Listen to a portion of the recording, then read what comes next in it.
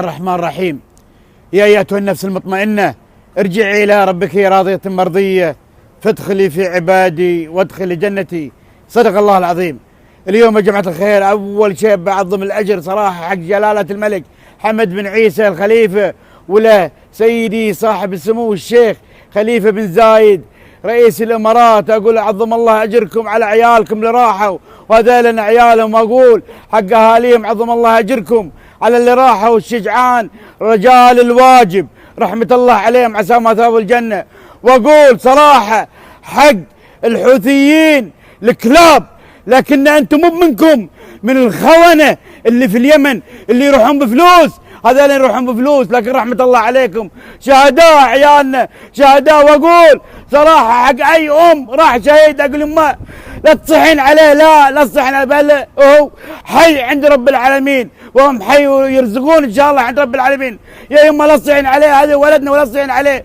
وأقول حق الحوثيين الكلاب صراحة أنتوا كلاب أنتوا نذلة. وأقول حق عبد الله صالح لعنة الله عليك أنت الخاين، أنت خاين بلادك يا كلب.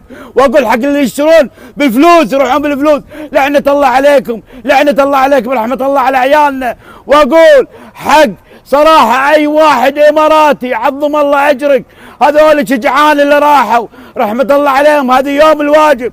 وأقول حق وزارة الدفاع ضباط وضباط صف وأفراد عظم الله أجركم على الشجعان الواجب، هذول شجعان الواجب قوة دفاع البحرين رجال رحمة الله عليهم عسى ما ثواب الجنة.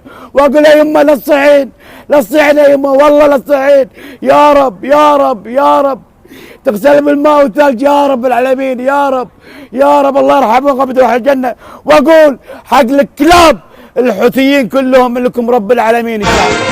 لبيه يا الحد الجنوبي وجيناك مجنون من وده يمس السيادة، ودعت ربعي قايل الموعد هناك، اما النصر يا دار ولا الشهادة.